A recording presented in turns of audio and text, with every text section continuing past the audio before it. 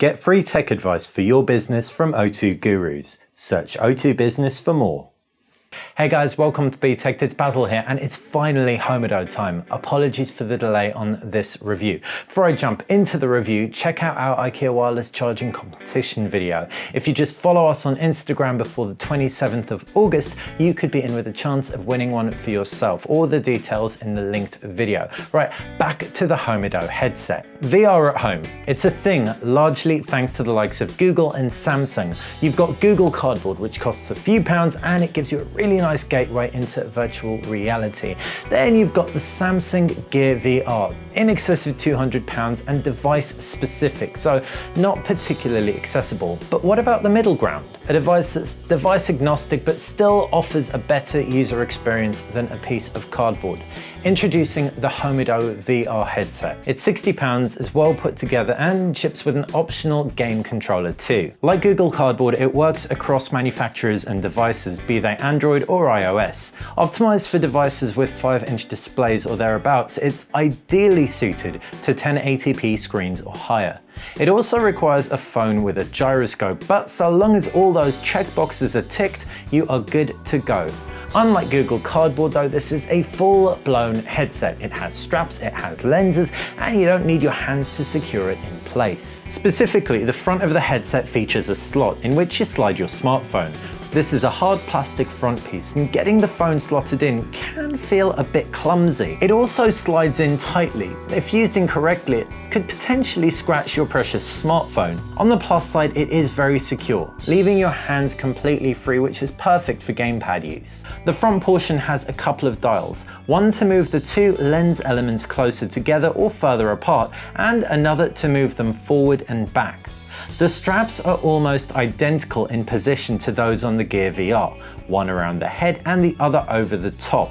There are also two additional eyepieces for different sized heads. The fit and finish of the Homido is definitely its biggest selling point. It feels solid and isn't going anywhere once it is on your head. It's best optimized for phones with 5-inch displays. Any smaller and you're going to be getting too much of a border. Any larger and you'll be cropping off too much of the image. I used it with a range of devices, specifically a Moto G 3rd generation, a Huawei Honor 6, an HTC One M9, LG G4, Samsung Galaxy S6 and an iPhone 6 to name a few. The Moto G doesn't have a gyroscope, so was unusable. The Honor 6's gyroscope was really wonky, making VR worlds seem lopsided and making me, well, a touch ill.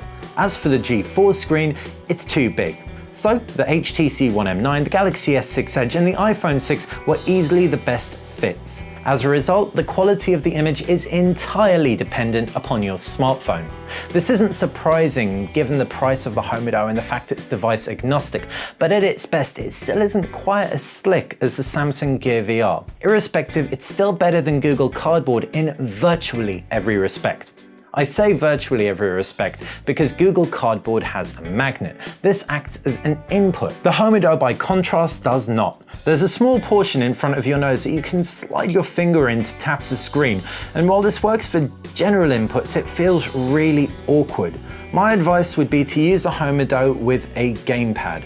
The Homido gamepad will set you back £15 or so and works with Android reasonably well, though not iOS. If you have another gamepad though, it should do the job, making the whole experience feel much more polished. As far as software goes, this is a tale of two parts. First off, Homido's software. Homido Center across iOS and Android, and the Homido Player, exclusive to iOS. This gives the iPhone an advantage as the player is a great resource for VR video. It converts your videos to headset compatible videos, it allows you to record videos, then optimizes them for headset usage, and acts as a great portal for 360-degree YouTube and online videos. As for the Homido Center app, this is virtually identical across both operating systems. While lacking a bit of polish in the UI department, it's still a great VR resource, whatever headset you have.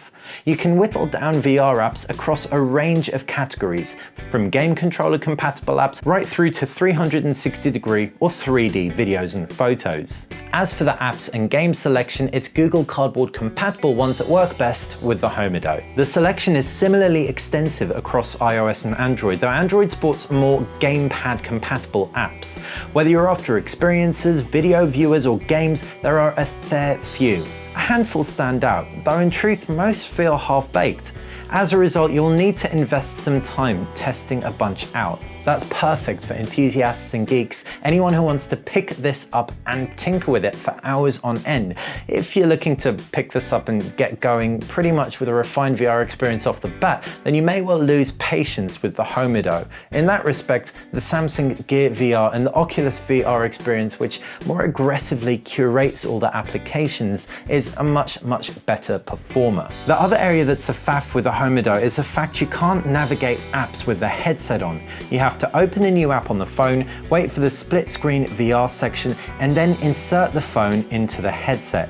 The Gear VR, by contrast, can be entirely controlled in and out of VR apps with the headset on through the Oculus portal. So while the extensive selection is better for real enthusiasts, the polish, like I said, just isn't quite there. Gaming on the Homido is fair, and it's only going to get better. New Google Cardboard and VR apps are coming in thick and fast. My favorite game was Way Out VR. It requires a gamepad and involves moving boxes and items kinetically to navigate through a maze of sorts. Horror games are also much more intense when they're played in VR mode. Sisters, Chair in the Room, and even the Insidious 3 VR trailer all left me feeling sufficiently uneasy. The experiences are also fun. The Tuscany dive takes advantage of the gamepad while transporting you through a Tuscan villa. Dino Trek VR and Cosmic Roller Coaster take you from prehistoric right through to space age in simulations that are enjoyable, despite packing practically no replay value. InMind VR is also an exceptional insight into gamifying VR's educational potential. It's a game that transports you through a human brain where you blast depressive neurons. Like most VR games, it's very short and more experiential than game mechanic focused. In fact, we're still to see a game that's truly rich in terms of game mechanics and story in the VR space. It isn't just games and experiences though. 3D videos can be viewed in 3D using the Homido. Watch your own through Homido Video on iOS or third-party apps on Android. You can also stream them through YouTube or other applications available in the Homido Center. 360-degree videos are also available, and with YouTube supporting both those and 3D, there's plenty of choice out there. You can also pick up a compatible camera and even create your own 360-degree videos yourself. If you're in an environment you'd like to escape from, watching videos and movies through the Homido is actually pretty cool.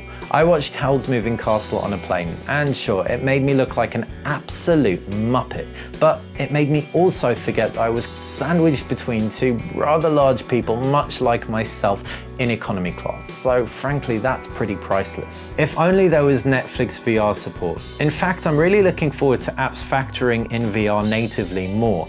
Google Play Movies, BBC iPlayer, Crunchyroll. In the same way Google Cast has taken off, why not VR? That's not the only thing that could get better. Homido specifically could fine-tune a few things. First off, Homido could do with creating a VR home app so you could navigate through the VR apps that you've got without having to take the phone out of the headset and put it in again, which is a massive faff. Next, Homido Video should really come to Android just to even out the playing field. Other than that, I'd say Homido is perfectly positioned between Google and Samsung. The Gamepad's good for Android users and perfect for games like Way Out, but for more serious gamers, you probably want to invest in a higher end one, or for example, if you've got a Sony phone, use the DualShock 3 or 4. Will it be a completely refined user experience? No. Like I said, some big players really have to embrace VR, be they Gameloft or Netflix or anyone with some real clout in the mobile space. Until that day comes, VR is kind of relegated to the world of enthusiasts, as is a Homido headset. And that's no bad thing, because if I was an enthusiast, which I am, and I picked up the Homido headset, which I kind of did, I'd be quite happy with it, which I pretty much am. VR doesn't get much better in a cross-platform package, so hats off to Homido for pushing the envelope and bringing quality VR hardware to the masses. Hopefully you enjoyed this review. If you did, make sure you click that like button. Of course, if you like BTech, subscribe to the channel. That's how you're going to stay on top of everything we do. If you're watching this before the 27th of August, follow us on Instagram, like I said at the beginning. Then you'll be in with a chance of winning an IKEA wireless charging lamp. The Sony Xperia Z4. I wasn't even that annoyed when I heard it wouldn't be called the Z4 here in the UK. It's a Z3 Plus. The Plus seemed a little bit more appropriate. After all, it's a very similar device to its predecessor. It looks very similar, it has a waterproof body, lots of cores, 3 GB of RAM, a 5.2-inch Full HD display.